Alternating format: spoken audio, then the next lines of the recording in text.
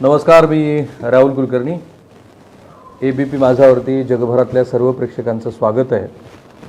आणि जसा मी हा मुद्दा टॅग केला कारण महाराष्ट्राच्या राजकीय इतिहासामध्ये आजचा दिवस हा कायमस्वरूपी नोंदवला जाणार आहे. आणि ज्याला प्रेसिडेंट म्हणतात की एखादी गोष्ट मार्ग दाखवते, तर आजचं जे निकालपत्र आहे ते निकालपत्र हे भारताच्या भविष्यातल्या राजकीय वाटचालीच्या दृष्टीनं अतिशय महत्त्वाचं ठरणार आहे. कारण आपल्यापैकी ज्यांचा कंटेम्पररी इतिहासाचा अभ्यास असेल त्यांना SR बोम्मईचं जे प्रकरण आहे की ज्याच्यानंतर फ्लोअरवरती जे बहुमत सिद्ध करायचं असतं त्याबद्दलचं लँडमार्क जजमेंट हे सर्वोच्च न्यायालयाने एकदा सेट केलं. आणि मग त्यानंतर केंद्राने सातत्यानं राज्य सरकार यानं त्या कारणानं बरखास्त करणं, हा जो प्रकार भारताच्या राजकीय कंटेम्पररी पॉलिटिक्समध्ये सुरू होता त्याला कुठेतरी आळा बसला. आणि मग श्री वाजपेयी हे पंतप्रधान असताना आणि त्यानंतर मनमोहन सिंह हे पंतप्रधान असताना काही प्रमाणामध्ये केंद्राने आपल्या अधिकाराचा वापर करून राज्य निष्कासित करायची, हे जे काही प्रकार सुरू होते त्यावरती या दोनही पंतप्रधानांना विचार करावा लागला. आता आजचं जे निकालपत्र आहे ते का महत्त्वाचं ठरणार आहे यातला पार्टी अँगल आपण बाजूला ठेवून देऊ. पण हे आपल्याला श्री देवेंद्र फडणवीस मुख्यमंत्री असतानाही पाहिलं होतं. आपण त्याच्या आधीच्या 15 वर्षाच्या कालखंडामध्येही पाहिलं होतं की जर सभागृहामध्ये एखाद्या आमदारांनी गोंधळ केला तर त्याला निलंबित केलं जायचं, पण पुढच्या अधिवेशनाच्या आधी हे निलंबन मागं घ्यायचं. आणि पत्रकार नेहमी असं विनोदाने म्हणायचे की या हाऊसमध्ये झालेलं निलंबन हे पुढच्या हाऊसमध्ये हे परत घेतलं जाईल आणि ते सन्माननीय आमदार लोकप्रतिनिधी हे पुन्हा सभागृहाच्या कामकाजामध्ये सहभागी होतील. पण यावेळेला मात्र ते तसं झालं नाही. विरोधी पक्षाकडनं हे सांगितलं गेलं की मुळात हे सरकार हे अस्थिर आहे, त्याला आपल्या बहुमताची खात्री नाही आहे आणि म्हणून त्यांनी आपला जो सभागृहातला बहुमताचा आकडा आहे तो कमी करण्यासाठी भारतीय जनता पार्टीचे जे 105 आमदार आहेत त्यातले 12 आमदार त्यांनी निलंबित केले. आता याच्या पुष्ठार्थ नंतर काय घडामोडी घडल्या तर श्री नाना पटोले यांनी राजीनामा दिल्यानंतर या सरकारने जे गुप्त मतदान पद्धतीनं अध्यक्षाची निवड केली जायची त्याच्यामध्ये सुधारणा केली आणि ते आता खुल्या म्हणजे हात वर करून मतदानाचा कौल घेण्याच्या दृष्टीनं अमेंडमेंट केली आणि ती राज्यपालाकडे दिली. ती राज्यपालाकडे पेंडिंग आहे आणि म्हणूनच अध्यक्षाची निवड झालेली नाही. त्यामुळे विरोधी पक्षाचा हा जो मुद्दा आहे की तुमच्याकडे मुळात बहुमत नाही आहे किंवा आपलं सरकार पडेल अशी जी तुम्हाला भीती वाटते त्यामुळंच तुम्ही सभागृहामध्ये पुन्हा बहुमताला सामोरे जात नाही आहेत आणि म्हणून तुम्ही आमचं सदस्यत्व हे कमी करण्यासाठी अशा पद्धतीचा रडीचा डाव खेळला. आता यातली जी कॉन्स्टिट्युशनल आर्ग्युमेंट आहे ती आजच्या निकालपत्रामध्ये फार सविस्तरपणे माननीय 3ही न्यायाधीशांनी मांडलेली आणि ते निकालपत्र माझ्या हातामध्ये आहे. मी पुन्हा एकदा सांगतो की भारताच्या कंटेम्पररी पॉलिटिकल हिस्ट्रीच्या दृष्टीनं हा दिवस अतिशय महत्त्वाचा ठरणार आहे कारण हे एक प्रेसिडेंट आहे की जे आज सेट केलं गेलेलं आहे. आणि म्हणून मी जरा उलट्या अंगानेच या निकालपत्राचं वाचन करतो. यातला जो राजकीय अँगल आहे तोही तुम्ही मला प्रश्नाच्या स्वरूपामध्ये विचारा. मला जेवढं सांगणं शक्य आहे मी तेवढं सांगेन. AM खानविलकर, दिनेश माहेश्वरी आणि CT रविकुमार या 3 सन्माननीय न्यायाधीशांनी दिलेलं हे आजचं निकालपत्र आहे. जे 90 पानाचं निकालपत्र आहे त्यातला सर्वात महत्त्वाचा भाग जो मला वाटला की ज्याच्यामध्ये पेज नंबर 89 वरती सन्माननीय न्यायाधीश असं म्हणतात, in conclusion we have no hesitation in allowing these writ petitions and to declare that the impugned resolution directed suspension of the petitioners beyond the period of the remainder of the concerned monsoon session held in July 2021 is non-set in the eyes of law, nullity, unconstitutional, substantive, illegal and irrational. The impugned resolution is thus declared to be ineffective in law insofar as the period beyond the remainder of the state session in which the resolution came to the past. इथे constitutional काय त्यांनी president set केलाय तर अध्यक्षांचे अधिकार हे अमर्याद आहेत. सभागृहामध्ये जे काही होतं तो अध्यक्षांचा अधिकार आहे आणि त्यामुळं सर्वोच्च न्यायालयाला अध्यक्षांच्या अधिकारामध्ये हस्तक्षेप करण्याचा अधिकार नाही आहे असा महाराष्ट्रातल्या काही घटनाकारांचं जे मत होतं आणि सत्ताधाऱ्यांचंही ते मत होतं ते सिंगल स्ट्रोकनी सर्वोच्च न्यायालयाने उडवून लावलेलं आहे. पर ते एवढंच नाही, तर हे ज्या पद्धतीचं निलंबन आहे ते पूर्णपणे बेकायदेशीर आहे, घटनाबाह्य आहे, इरॅशनल आहे, इलिगल आहे, अशा पद्धतीचे अतिशय कठोर शब्द सन्माननीय न्यायाधीशांनी वापरलेले. आता यातनं काय झालं तर 2-3 महत्त्वाच्या प्रश्नाचा निकाल लागला. एक, जे निलंबन आहे ते बेकायदेशीर आहे असं सर्वोच्च न्यायालय म्हटलेलं नाही आहे, हे आधी आपण नीट लक्षात घ्यायला हवं. दुसरा जो महत्त्वाचा मुद्दा ज्याचा आज निकाल आला की कॉन्स्टिट्यूशनमध्ये अपेक्षित असलेल्या घटनांचा किंवा तिथे उल्लेख असलेल्या कायद्याचा किंवा तिथे उल्लेख असलेल्या अनुच्छेदाचं विश्लेषण करत असताना सन्माननीय न्यायाधीशांनी जो लॅटर पार्ट आहे की जे सस्पेन्शन आहे ते 6 महिन्यापेक्षा अधिक असता कामा नये, ह्या प्रश्नाचा आज पूर्ण अंशाने निकाल लावलेला आहे. कारण इथून पुढे अशा पद्धतीनं कुठल्याही विधिमंडळामध्ये, पण कुठलाही राजकीय पक्ष असो, आपल्या राजकीय सोयीसाठी हे अशा पद्धतीचं निलंबनाचं हत्यार वारंवार वापरलं गेलेलं आहे. विशेषतः श्री हर्षवर्धन पाटील हे आधीच्या विलासराव देशमुख यांच्या सरकारमध्ये संसदीय कार्यमंत्री असताना या मुद्द्याचा महाराष्ट्राच्या त्यावेळेसच्या वर्तमानपत्र तुम्ही काढून बघा किंवा त्यावेळेसची ज्या डिबेट झाल्या त्याच्यामध्ये खूप चर्चा झालेली आहे की ज्या पद्धतीनं त्यावेळेला फ्लोअर मॅनेजमेंट केलं जायचं आणि विरोधी पक्षाच्या आमदारावरती ही सातत्यानं टांगती तलवार असायची की आपलं सस्पेन्शन होऊ शकतं, किंवा नंतर श्री देवेंद्र फडणवीस यांच्या काळामध्ये सुद्धा अशाच पद्धतीचा काही प्रकार झालेला असू शकतो, झाला होता, असं श्री भास्कर जाधव मगाशी माध्यमांशी बोलताना बोलले.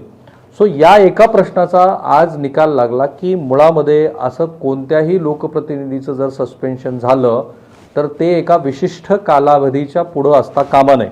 आणि म्हणून सन्माननीय न्यायाधीशांनी जे शब्द वापरलेले आहेत त्यापुढं त्यांची पृष्ठ क्रमांक 89 वरची जी ऑर्डर आहे त्याच्यामध्ये ते फार स्पेसिफिक जी 6 ओळीची ऑर्डर आहे त्या असं म्हणतात, as a result of the stated declaration, म्हणजे वर जे काही झालेलं आहे ते, the petitioners are entitled for all consequential benefits of being members of the legislative assembly on and after the expiry of the period of the remainder of the concerned session in July 2021, the writ petitioners are allowed in the above terms no order as to cost.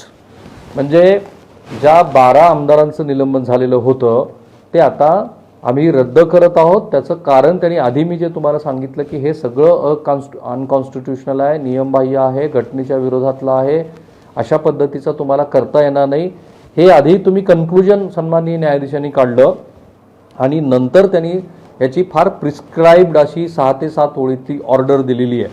आता खरं म्हणजे महाराष्ट्र सरकारला ही एक संधी होती की जेव्हा आत्ता याच्या आधीचं जे अधिवेशन होतं त्याच्या आधी एक सन्माननीय सर्वोच्च न्यायालयाने असं म्हटलं होतं की आमच्या मते जर या विधेयकाने या 12 सदस्यांनी, याचा पण त्याच्यामध्ये उल्लेख केलेला आहे, 12 सदस्यांनी जर विधिमंडळाच्या अध्यक्षाकडं आमचं सस्पेन्शन रद्द करा अशा पद्धतीचा जर अर्ज केला तर आम्ही त्या अर्जाला अलाव करू, किंवा अशा पद्धतीचं त्यांचं जे काही म्हणणं आहे ते विधिमंडळाच्या अध्यक्षांनी मान्य करावं आणि त्यांना सभागृहाच्या कामकाजामध्ये सहभागी व्हायला परवानगी द्यावी, अशा पद्धतीचं एक म्हणणं, एक मत हे यापूर्वीच सर्वोच्च न्यायालयाने मांडलेलं होतं. खरं म्हणजे त्याही वेळेला महाविकास आघाडीला ही संधी होती की त्यांनी कॉन्स्टिट्युशनल रिडिंग ज्याला म्हणतो आपण त्याचा नीट अभ्यास करून नेमकं सुप्रीम कोर्टाने आपलं जे मत मांडलेलं आहे ते फायनल वर्डिक्टमध्ये जर आलं तर काय होईल, जे की आज त्यांनी म्हटलेलं आहे,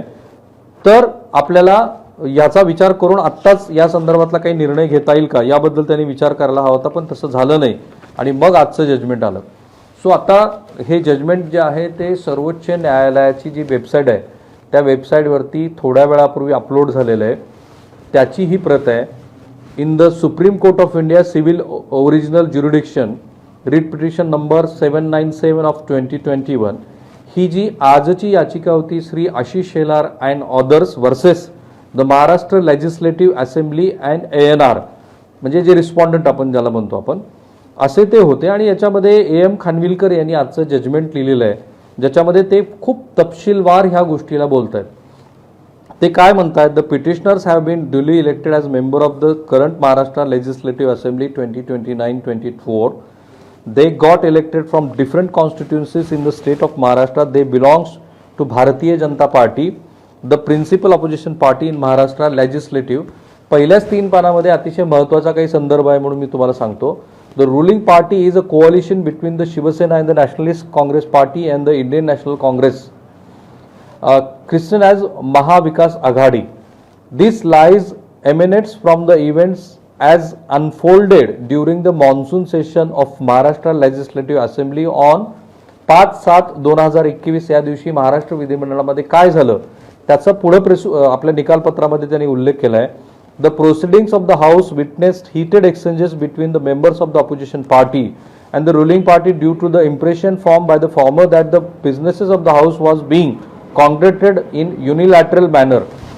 जो त्यावेळेला सभागृहामध्ये जे कामकाज सुरू होतं त्याच्यामध्ये सर्व सदस्यांना सहभागी करून घेतलं जात नव्हतं. आपल्याला आठवत असेल तर ओबीसीच्या आरक्षणाचा मुद्दा जो आता महाराष्ट्रामध्ये पुन्हा एका सर्वोच्च न्यायालयाच्या जजमेंटवरती सुरू झालेला होता, त्यावरती सभागृहामध्ये चर्चा सुरू असताना भारतीय जनता पार्टीचे सदस्य एक बोलत होते आणि सत्ताधारी सदस्य एक बोलत होते. त्यातनं जी हिटेड आर्ग्युमेंट झाली आणि नंतर भास्कर जाधव यांच्या मते, कारण ते त्यावेळेला पीठासीन अधिकारी होते म्हणजे अध्यक्ष होते, त्यांच्या चेंबरमध्ये हे जे 12 सदस्य जात होते त्यांनी अयोग्य भाषेचा वापर केला, असंसदीय भाषेचा वापर केला आणि ते व्हिडिओ आम्हाला तुम्हाला शेअर करता येत नाहीत, पण त्यातल्या काही क्लिप समाज माध्यमामध्ये जरूर फिरल्या आणि त्यानंतर सत्ताधारी पक्षाची जी एक बैठक झाली त्या बैठकीमध्ये असा निर्णय घेण्यात आला की या 12 आमदारांचं आपण सस्पेन्शन करायचं. सो पहिल्याच पेज क्रमांक 2 वरती सर्वोच्च न्यायालयाचे जे माननीय न्यायाधीश आहेत त्यांनी याचा सगळ्याचा उहापोह केलेला आहे. who according to the petitioners denied opportunity to the opposition party to speak including the leader of opposition. त्या वेळेला जे काही झालं त्याच्यामध्ये फक्त विरोधी पक्षालाच नाही तर ज्यांना घटनेनं अधिकार दिलेला आहे अशा विरोधी पक्ष नेत्यांना सुद्धा याच्यामध्ये बोलायची संधी दिली नाही.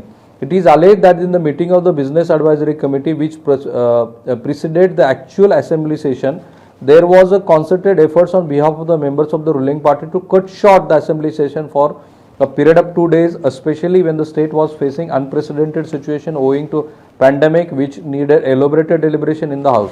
तर जे पिटिशनर आहेत त्यांनी हा मुद्दा मांडला की याच्यामध्ये हे जाणीवपूर्वक घडवलं गेलं की एकतर सभागृहातलं विरोधी पक्षाचं जे संख्याबळ आहे ते कमी करायचं, पॅन्डेमिकवरती जी चर्चा होणं अपेक्षित होतं ती घडवून आणायची नाही, म्हणून मग जो पिरियड आहे अधिवेशनाचा तो कमीत कमी करायचा आणि त्या दृष्टीने या सरकारचे प्रयत्न सुरू होते. Thereafter some of the members of the opposition went to meet the deputy speaker in his chamber to vent out their grievance regarding the unfair manner of conducting proceeding by the nominated chairman. At the time some members of the ruling party Shiva Sena including arrived. म्हणजे आता याच्यात आरोप असा झाला सभा या न्यायाधीशांच्या समोर ज्या मुद्दे आले त्याच्यामध्ये शिवसेनेच्या काही सदस्यांनी ज्यावेळेला विरोधी पक्षाचे सदस्य हे विधिमंडळाच्या अध्यक्षाच्या चेंबरमध्ये गेलेले होते त्यावेळेला ते तिथं आले.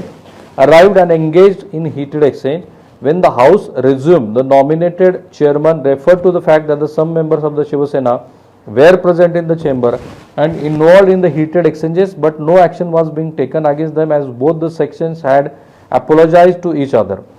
त्यांनी एकमेकांशी माफी मागितलेली होती आणि त्यामुळे तिथं काही कारवाईचा मुद्दा झाला नाही.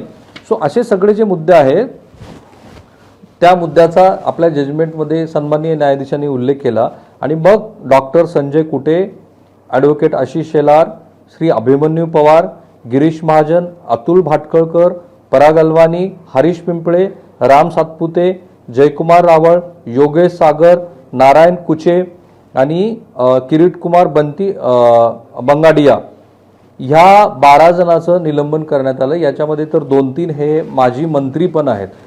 आणि मग ज्या पद्धतीचं कोर प्रोसिडिंग झालं त्याचे सगळे रेफरन्सेस आहेत ज्याला आपण सायटेशन्स म्हणतो.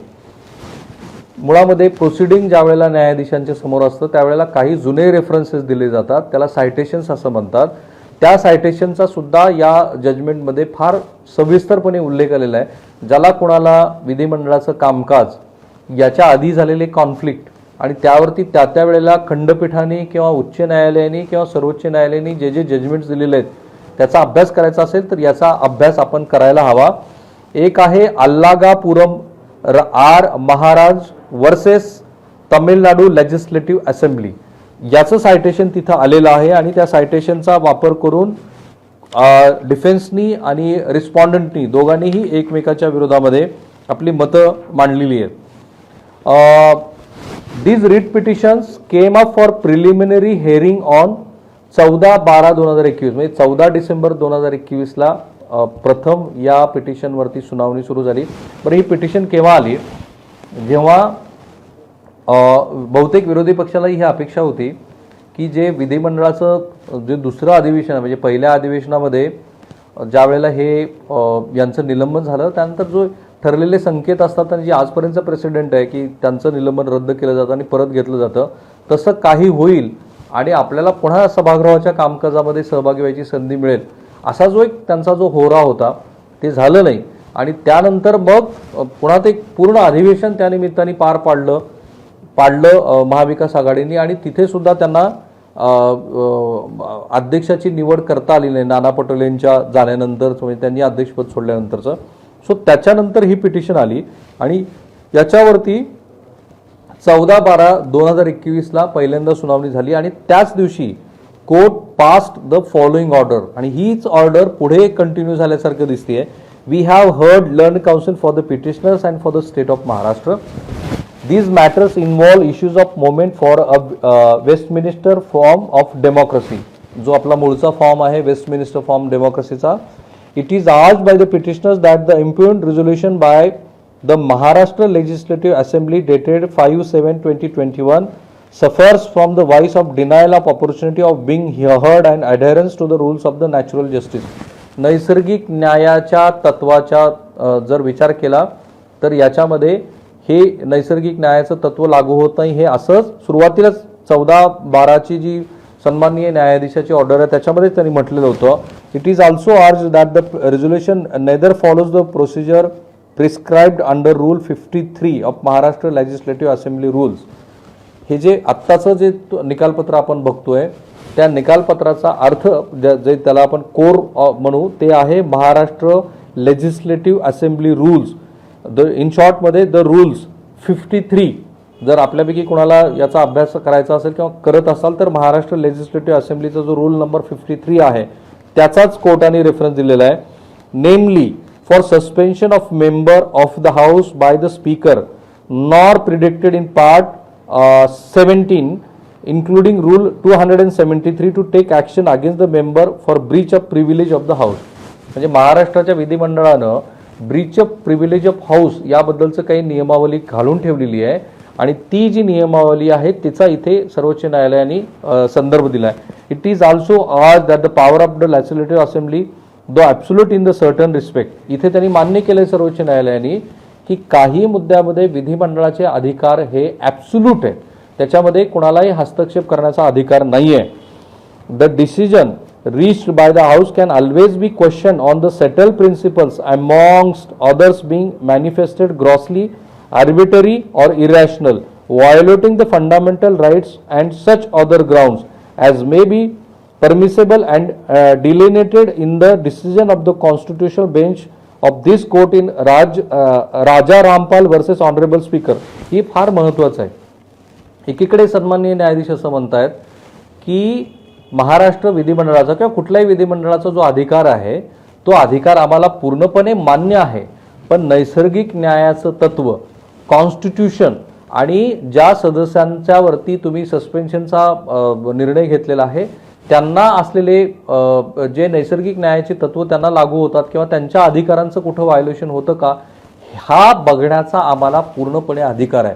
मला वाटतं की ह्याच 4-5 वळी या भविष्यातल्या कुठल्याही विधिमंडळाचं जे कॉन्फ्लिक्ट होईल त्याचा निकाल लावण्याच्या दृष्टीनं अतिशय महत्त्वाचे ठरणार आहेत. कारण कालपर्यंत आणि आताही मला असं दिसतं की सर्वोच्च न्यायालयाच्या निकालपत्रावरती महाविकास आघाडीकडून ज्या पद्धतीचे कमेंट्स येत आहेत किंवा ज्या पद्धतीचे प्रतिक्रिया येतात त्या असाच सजेस्ट करतात की सर्वोच्च न्यायालयाचा हा कुठलाच अधिकार नाही की त्यांनी विधिमंडळाच्या कामकाजामध्ये हस्तक्षेप करावा. परंतु इथे सन्माननीय न्यायाधीशांनी या आपला जो अधिकार आहे तो कशाच्या मर्यादेत आहे याचा पूर्णपणे त्याचा उहापोह केलेला आहे. being manifestly, grossly arbitrary or irrational, violating the fundamental rights and such other grounds as may be permissible and delineated in the decision of the constitutional bench of this court in Raja Rampal versus Honorable Speaker, Lok Sabha and others reported in 2007. 2007चं जे judgement आहे सन्माननीय न्यायाधीशाचं, including the two judges decision of this case in Allapuram R. Mohan Raja versus Tamil Nadu Legislative Assembly. Lok Sabha आणि Tamil Nadu legislative असेंब्लीच्या संदर्भातले जे दोन यापूर्वीचे निकालपत्र आलेली आहेत त्या संदर्भात त्यांनी आपलं जे मत आहे हे आजच्या जजमेंटचा आधार म्हणून वापरलेलं आहे. हे खूप ते अधिवेशनाच्या आधीचं खरं म्हणजे हे जे सन्माननीय न्यायाधीशाचं निकालपत्र होतं तेव्हाचं त्याच्यामध्येच हे हिंट केलेलं होतं की आम्हाला हा पूर्णांशाने अधिकार आहे की आम्ही या संदर्भात जो घटनेला अपेक्षित आहे असा अर्थ आम्ही काढू. सो याच्यामध्ये नंतरच्या भागामध्ये रिस्पॉन्डंट आणि पिटिशनर यांनी जी काही आर्ग्युमेंट केलेली आहे ती आर्ग्युमेंट त्यांनी पूर्ण जजमेंटमध्ये त्याचा उहापोह केलेला आहे.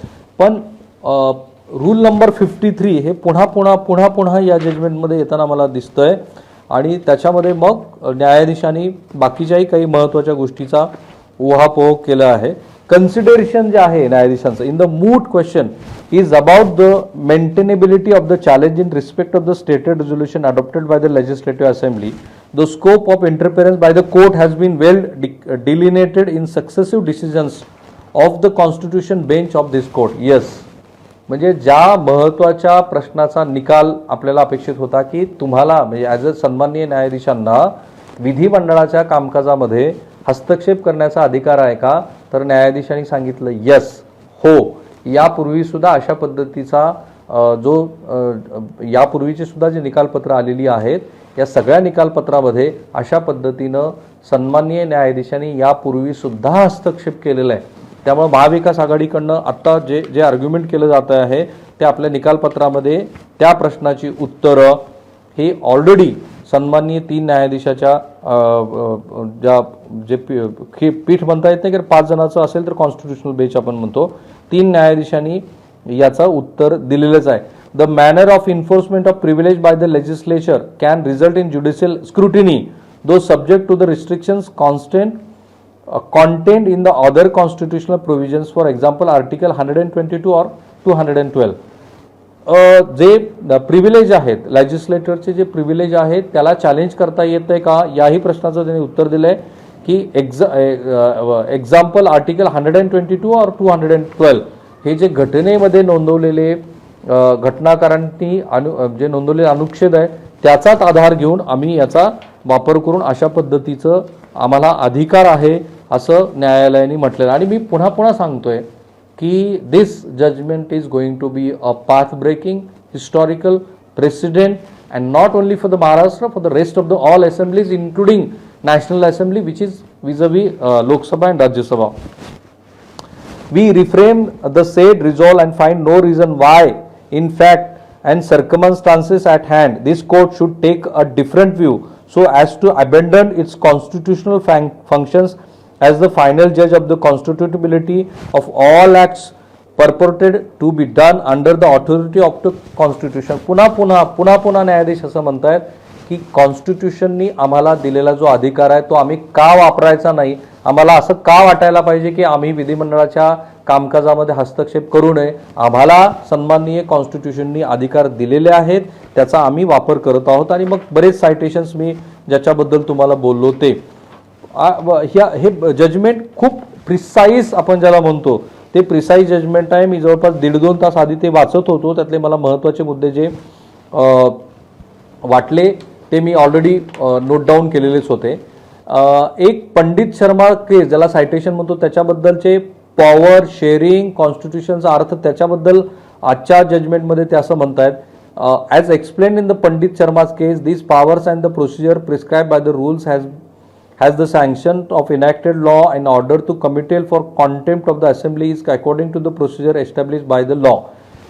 विधिमंडळाला जे अधिकार आहेत ते सुद्धा कायद्याने प्रिस्क्राइब्ड केलेले आहेत आणि त्याच्याच आधारावरती यापूर्वीचे जे जजमेंट आलेले आहेत त्याचाही सन्माननीय न्यायाधीशांनी उल्लेख केलेला आहे. इथे जे मला जे दिसले ते कमीत कमी 7 ते 8 असे जजमेंट आहेत की ज्याचा आपण ज्याला सायटेशन म्हणून म्हणतो, सायटेशन्स म्हणून त्यांनी त्याचा वापर केलेला आहे.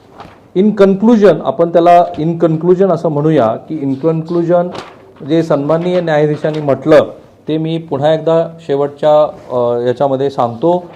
पेज नंबर 89, पेज नंबर 90 हे अतिशय महत्त्वाचं आहे. पेज नंबर 89 मध्ये सन्माननीय न्यायाधीश असं म्हणतात, in conclusion we have no hesitation in allowing these writ petitions, म्हणजे 12 आमदारांच्या petition, and to declare that the impugn resolution directing suspension of the petitioners beyond the period of the remainder of the concerned monsoon session held in July 2021 is honest in the eyes of the law, nullity, unconstitutional, substantively illegal and irrational. The impugned resolution is thus declared to the ineffective in law. There so far is the period beyond the remainder of the stated session in which the resolution came to be passed.